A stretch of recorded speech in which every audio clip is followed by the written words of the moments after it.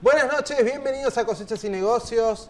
Estoy aquí muy bien acompañado. Por un lado tenemos a Nicolás Isola. Nicolás es filósofo, doctor en Ciencias Sociales, está estudiando un doctorado en postdoctorado en internacionalización. Qué difícil, Nicolás. Qué difícil. En Brasil. Vamos a hablar con él de muchos temas, pero primero tengo que saludar a mi compañero Cristian Mira. Hola Martín, ¿cómo estás? Buenas noches, Cristian. Bien, muy bien, Martín. Cristian, el sábado leí tu nota con el flamante ministro de Agricultura, Ricardo Burjaire, nota que hiciste con varios colegas de la Nación. Contanos, bueno, yo la leí, creo que muchas personas la leyeron, pero para los que no la leyeron, ¿qué dice el próximo ministro de Agricultura sobre las próximas medidas? ¿Qué va a pasar con las retenciones? Bueno, las retenciones, como había prometido Macri en la campaña electoral, las retenciones al trigo y al maíz las van a llevar a cero, las de la soja las van a llevar, van a caer 5 puntos por año. Va a haber algún paquete de medidas de ayuda a las economías regionales con más problemas, porque el concepto que tiene el gobierno es que con la baja de retenciones, con una corrección del tipo de cambio, el grueso de la franja central de la producción agrícola, que es pampa húmeda, se va a ver beneficiado. Pero hay economías regionales que, además de tener una eliminación de las retenciones y una mejora del tipo de cambio, aún así están en un estado muy crítico y muy difícil. Azúcar, Tucumán, azúcar, cítricos. Los cítricos, fruticultura en el Alto Valle, el NOA, el NEA. Eso por un lado. Después, en términos políticos, la intención que tiene Burjaire es que el Ministerio de Agricultura vuelva a tomar facultades que le había sacado el Ministerio de Economía, ¿no? Como el control comercial agropecuario. Es un tema crítico, sobre todo porque ha crecido mucho todo lo que tiene que ver con economía en negro, ¿no? En la carne, en la industria molinera, y si agricultura es algo histórico que el Ministerio de Agricultura intentó hacer, y siempre hubo intereses económicos que intentaron frenarlo, todo eso, desde los tiempos de Felipe Solá, en la década del 90. Bueno, la idea de Burjaire y de su equipo, que es un equipo técnico que viene trabajando desde hace varios años en la Fundación Pensar, con aportes de otros productores, de otras fuerzas políticas, que en su momento había gente del radicalismo, del peronismo disidente, que empezaron a trabajar en algo que se llamó el Gapu Agro. Bueno, hoy esa gente va a trabajar en el Ministerio de Agricultura y también en el Ministerio de Asuntos Agrarios de la provincia de Buenos Aires. Leí algunos nombres y varios estuvieron acá sentados. Muchos bueno, varios ministros. Varios ministros. No solo... Sí. Tenemos para un compilado de todos los ministros que pasaron por ministros, secretarios, subsecretarios, porque viendo las listas veo por lo menos una decena o veintena de personas que entrevistamos. Sí. Ojalá que lo que nos dijeron acá lo puedan llevar a la realidad. Lo último te pregunto, ¿ROE qué pasa? ROE, bueno, justamente la idea es eliminarlos en su función de cupos a la exportación, porque los ROE lo que digamos, funcionaban como un registro. Siempre toda operación de comercio exterior se anota. El Estado tiene un control, pero el gobierno actual usaba los ROE para prohibir las exportaciones como cupo. Es decir, así, bueno, perjudicó al trigo, al maíz, a los lácteos, a la carne. Digamos, lo utilizaba como medida no escrita, porque además eso le podía traer complicaciones ante los organismos internacionales, pero digamos, trababa las exportaciones utilizando los ROE, no otorgando ROE. Bueno, ahora la intención del gobierno que asume el 10 de diciembre es no utilizarlos como, digamos, en función de cupo, de restricción, sino como un simple registro. Es decir, bueno, y también con el propósito de, con la necesidad que tiene el gobierno de recaudar, no recaudar, sino obtener dólares, prometió no poner trabas a las exportaciones del agro. Así que eso, los ROE habían cumplido una función nefasta en ese sentido. No sé vos, Martín, te quería preguntar que me dijeras algo del tema precios, ¿no? Porque en estos días el tema precios fue y es uno de los problemas. Están subiendo 10, 15, 20% en pan, carne, harina, galletitas, lácteos, bebidas, gaseosas, cervezas. Hay un incremento. ¿Y eso por qué? No, pareciera que la Secretaría de Comercio Interior, que siempre estuvo muy observante de los precios, ahora no estaría tan atenta, y que esto le habría dado cierta libertad a las empresas y a los supermercados, según dicen ellos, para recomponer márgenes atrasados, digamos, lo que durante el año no habían podido aumentar, ahora aprovechan la oportunidad para poder aumentarlo. También, bueno, algunos dicen que la suba del precio del trigo, que es el insumo que se necesita, bueno, en el caso de la harina, en el caso del aceite también. No están tan claras las razones, se están escondiendo un poco. Los supermercados le echan la culpa a los proveedores a los supermercados.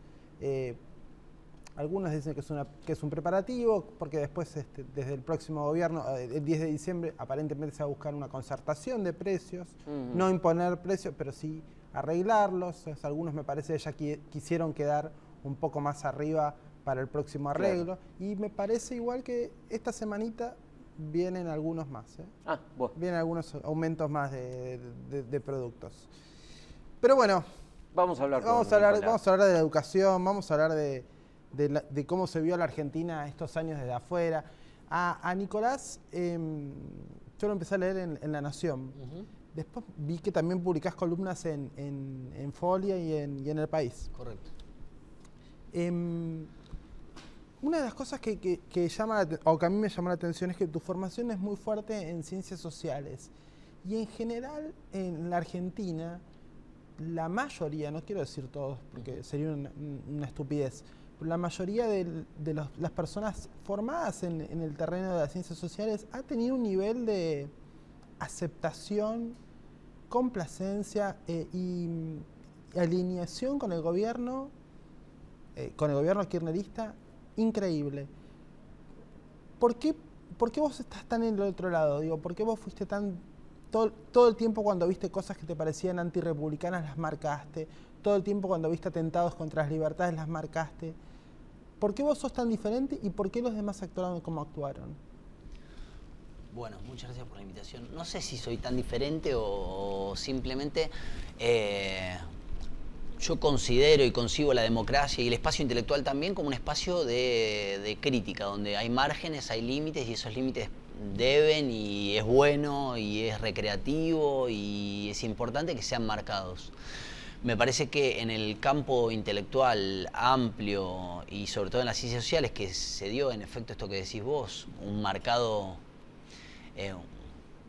una marcada cercanía de este espacio con el gobierno, se perdió la capacidad de distinguir, que es una cosa central en todo espacio intelectual, que es distinguir objetos, ¿no? Los silogismos distinguen. Entonces, me parece que se perdió la capacidad de distinguir entre algunas políticas que tal vez estaban buenas y servían para promocionar la ciencia y tecnología, para crear nuevas universidades, de algunas cuestiones que se realizaban adentro de esos espacios que no servían para promover el pensamiento, que no servían para promover la libertad, que no servían para el crecimiento de la espesura de esa democracia. En ese sentido han existido una serie de políticas que no promovieron esa diversificación de la palabra. Yo creo un poco que en el campo intelectual se ha comprado el pack, digamos, del kirchnerismo, y se compró ese pack sin poder siquiera criticar o marcar. Bueno, uno puede ir a los últimos días y ver lo que le pasó a Horacio González por decir o por criticar al cantante Montaner. ¿No? Digo, por un lado eso marca parte de la degradación de nuestro debate y de nuestra discusión pública, ¿no? Pero por otro lado, inmediatamente Marangoni salió a marcar la cancha, a decir ustedes son unos dinosaurios. Es decir, el Estado y sus funcionarios han marcado territorialmente las capacidades y las posibilidades de la palabra pública de los intelectuales, lo cual era algo impensado en la Argentina. Es decir, la Argentina tiene, a la francesa, digamos, una tradición muy larga de disputa del campo intelectual con el Estado. Es algo que, por ejemplo, por dar un ejemplo, en Brasil no aparece eso, que los intelectuales disputan terreno con el Estado. Por infinidad de situaciones, entre ellas el 66, cuando se intervienen las universidades, los intelectuales toman al Estado como su interlocutor a confrontar y a disputar. Parte de la larga discusión de la autonomía universitaria, es decir, nosotros tenemos una palabra en este ámbito universitario, el Estado no puede invadirlo, ¿no? Lo que pasó en esta década fue que gran parte de los intelectuales, de los pensadores, y en el campo de las ciencias sociales esto se vio mucho, han dejado e incluso se han mimetizado con el campo intelectual, reduplicando el mensaje de la política, es decir, tomando sus palabras y sus formas y empoderándolas o llevándolas a cabo. Algo, digamos, que cristaliza esto que estoy diciendo es la Secretaría de Foster, ¿no? Digamos, una Secretaría de Pensamiento Estratégico, algo que es repugnante a cualquier intelectual, no importa de qué ascendencia, no hay un pensamiento estratégico único. Justamente la universidad es uni versus alia, digamos, es la palabra entre varios que habla de lo universal, no de lo particular. Entonces, parte de lo que a mí me parece que ha pasado en estos años es la privatización de la palabra intelectual y la privatización de la palabra estatal. Es decir, la sectorialización de algo que debía ser de todos. Yo creo que las últimas elecciones muestran un poco si en eso que muchos han llamado el cansancio, es decir, la palabra tiene que ser nuestra y no de ustedes solamente.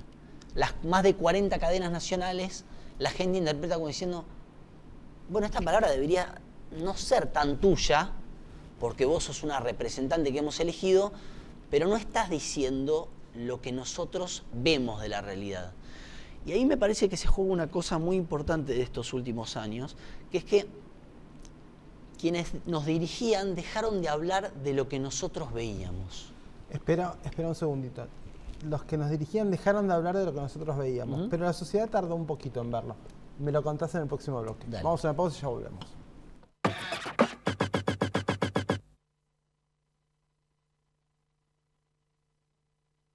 ¿Probaste el poder inoculante de BASF? Imagínate hasta dónde va a llegar tu soja. Volta HP Basacronis. El poder inoculante de BASF. BASF. We create chemistry. El ketchup, la mostaza y la salsa Golf Natura son ricos y sabrosos. Son ideales para ponerle onda a tus comidas. Son bien de familia. Calidad Natura. Bien de familia. Ahora la boleta de ARBA también te llega por mail. Sumate a boleta electrónica en www.arba.gov.ar y olvídate de las boletas que no llegan, de las colas y de pagar intereses porque se te perdió. ARBA, Agencia de Recaudación de la Provincia de Buenos Aires. Dow AgroSciences. Soluciones para un mundo en crecimiento. Ser la mejor empresa láctea es una gran responsabilidad.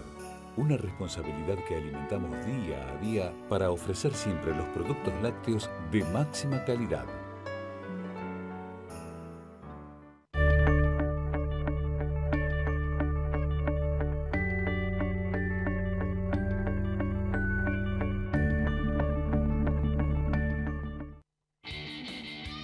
Asegúrate contra granizo en La Segunda, donde lo primero sos vos.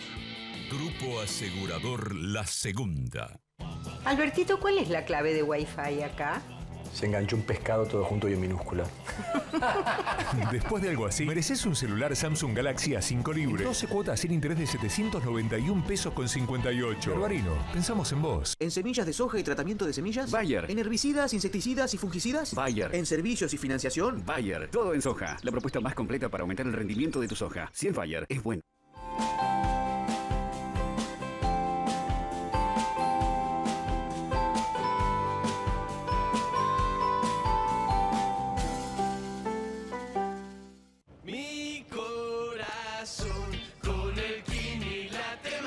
Dale, prendete. Vos también hacete fanático al ritmo del Kini 6 y vení a festejar todas las semanas. En Carrefour, la responsabilidad empieza por casa. Somos 20.000 hombres y mujeres que formamos parte de Carrefour y que nos comprometemos día a día con las comunidades donde estamos presentes y con el medio ambiente. En definitiva, nuestro compromiso es con vos.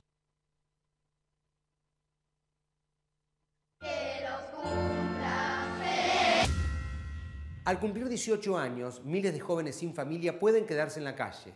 Sumate a Doncel y ayudarlos a tener un futuro, porque crecer no tiene que ser una amenaza.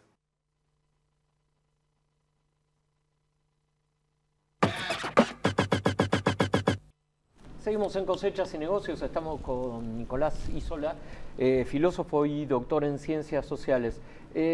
Nicolás, un poco lo que te preguntábamos es, ¿por qué la sociedad o buena parte de la sociedad tardó en reaccionar? Reaccionó parece que ahora prácticamente.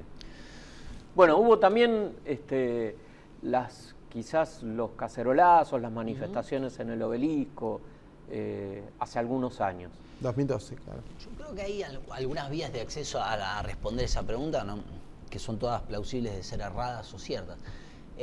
Por un lado, hay una cuestión de que la economía hasta bien entrado el 2000, ustedes sabrán mejor que yo, pero digamos, en el 2011 la situación no era crítica, terrible, como para que la gente en su bolsillo dijera estos tipos se tienen que ir porque no lo soportamos más, digamos. Entonces hay una cuestión que es la economía que se sostuvo de algún modo y que incluso ahí tengo una nota al pie, que es decir, hasta qué punto la gente de a pie, mi madre, entiende lo que son que las reservas no hay, que se acabaron. Es muy difícil, digamos, los que por ahí estamos un poco más informados en las cuestiones económicas o que conocemos o que venimos del campo de ciencias sociales que tiene relación con la economía, entendemos lo que significa que un Estado se quede sin reserva, pero el sujeto de a pie no tiene un impacto de que las reservas se acabaron hasta que se acaban y hay que hacer otras cosas. Eso por un lado, ¿no? La economía permitió que se sostuviera. Y por otro lado, el kirchnerismo, y esto deberemos estudiarlo cada vez más, ha sido extremadamente exitoso en la batalla simbólica que ha dado. Es decir, ha sido extremadamente simbólico en mostrarnos que en el antiimperialismo ellos estaban retomando las banderas de los 70 y eso le fue muy caro, muy cercano a los intelectuales. Al nacionalismo. Ha sido muy específico y muy fuerte en mostrar la importancia de la Argentina. Digo, recuerdo Zanini, luego del debate, indignado, diciendo que lo peor del debate había sido que Mauricio Macri no había tenido escarapela.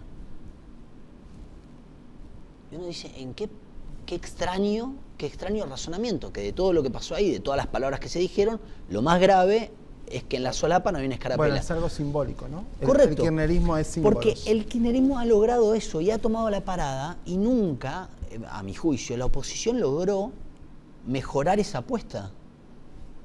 Nunca logró tomar esas dimensiones simbólicas y retraducirlas, decir otra cosa. Se logró un poco con el campo, después la muerte de Néstor Kirchner cambió esa dinámica política, pero la sociedad demoró mucho también porque creyó en muchas de las cosas. Es decir, la sociedad creyó que este gobierno venía a poner justicia respecto de los derechos humanos, lo cual en buena medida uno puede decir que es cierto, no es que lo creyó. Pero la sociedad también resistió un Milani y no dijo nada. Y el campo intelectual del cual yo provengo no dijo nada respecto de tener un César Milani. Un César Milani que fue denunciado por la presidenta de Madres de Plaza de Mayo de La Rioja. Mujer que fue dejada sola en su lucha por su hijo, el soldado Ledo, por buena parte de las abuelas y madres que están, digamos, que son más relevantes, ¿no? Entonces, estas son cuestiones que me parece que la historiografía inmediata deberá ir revisando qué pasó para que la sociedad demorara tanto en darse cuenta de que había un nivel de libertades cercenado en formas que tomó la universidad, cercenados en la palabra pública. Persecución. Bueno, a mí me pareció muy interesante una serie de tweets que vos escribías el domingo pasado recordando eventos, ¿no? Creo que pusiste algo del canciller Timmerman diciendo... El canciller Timmerman, sí, atacándome, no importa. Atacándote específicamente. Es decir, no dimensionamos desde la viveza criolla que se le ha dado a sujetos como Aníbal Fernández, como a Timmerman, no dimensionamos que esa era la voz del Estado y que el Estado, por cadena nacional, señalaba un jubilado. No, o sea, la sociedad no pudo ser tan libre de decir, esto no. O un empleado que había hecho declaraciones a un diario. Mandaron a la FIP a una inmobiliaria porque un empleado había hecho declaraciones a un diario. Ahora, como se dice en el campo, sobran ejemplos para ser dulce, digamos, hay de más. Entonces digo, es extraño, y esto deberemos los ciudadanos de a pie decir, ¿qué nos pasó para no haber visto que esto era muy grave? El otro día, digamos, un reconocido artista me decía que le mandaron a la FIP y le dijeron, algo te vamos a encontrar. Es decir, esa presión, ese estado hecho auto que te lo tiro encima, es de una gravedad simbólica que ya hemos vivido. Digamos, eso hicieron en algún momento los militares, te tiraban el Estado encima.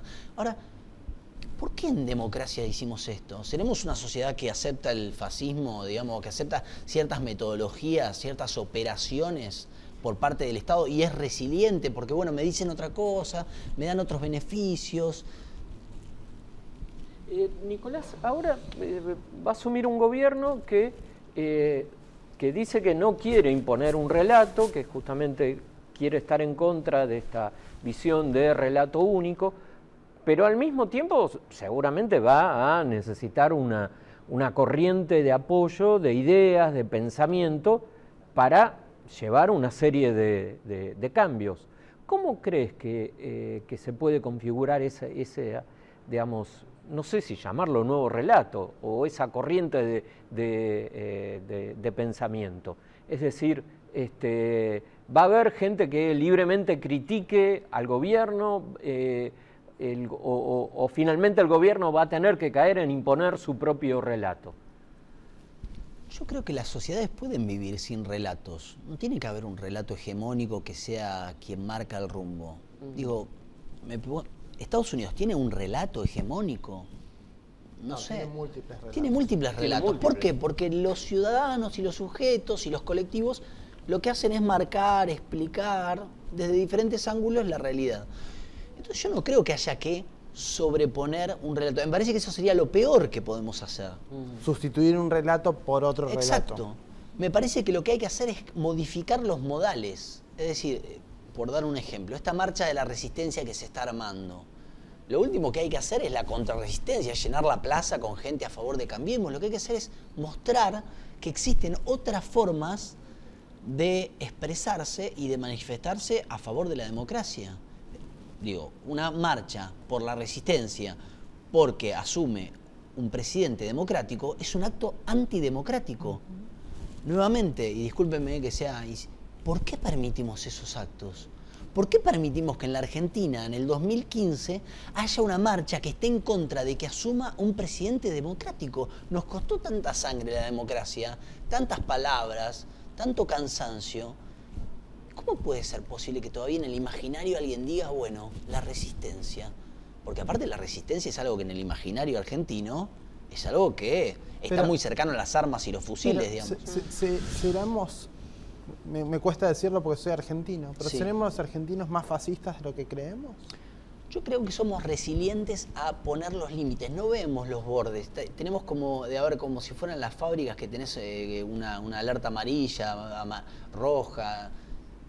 Somos muy resilientes a decir, bueno, no es tanto. Pero también eso linda un poco con la falta de solidaridad total. Porque Sin lugar a dudas. yo veía que lo agredían a Cristian y decían, bueno, esa Cristian, pero no me daba cuenta que después me iban a agredir a mí y después de a mí te iban a agredir a vos. En eso hubo como una ceguera colectiva. Todo el tiempo la mirada fue, están cuestionando al otro por algo que el otro hizo mal, sin darse cuenta que ese cuestionamiento al otro después era que iban a venir por mí, ¿no? Es el algo habrán hecho, ¿te das cuenta? Exacto. Lo que acabas de describir es el algo habrán hecho, es decir, bueno, lo chuparon, algo habrá hecho, digamos. Es esa solidaridad, no solidaridad en el mal, de decir, bueno, apretaron a este empresario, bueno, evidentemente no está haciendo lo que ellos quieren. No arregló. Y eso lo dejamos pasar intelectuales, periodistas, economistas, los empresarios entraron en ese juego, digo, no tomaron voz pública, no se articularon más fuertemente diciendo nos están apretando y esto está por fuera de la democracia, lo cual no quiere decir que el Estado no pueda hablar con los empresarios respecto de qué hay que hacer, digamos, ¿no? de las conversaciones. Claro. Ahora, lo que estoy diciendo es que te manden la FIP apretándote, ya es un poquito más grave. Nicolás, muchísimas gracias por estar con nosotros. Gracias a ustedes. Ojalá sigas pudiendo estudiar bien tu carrera en Brasil. Cristian, nos vemos la semana que viene. Nos vemos, Martín. Para pensar, gracias. Todo para pensar. Nos quedamos pensando una semana.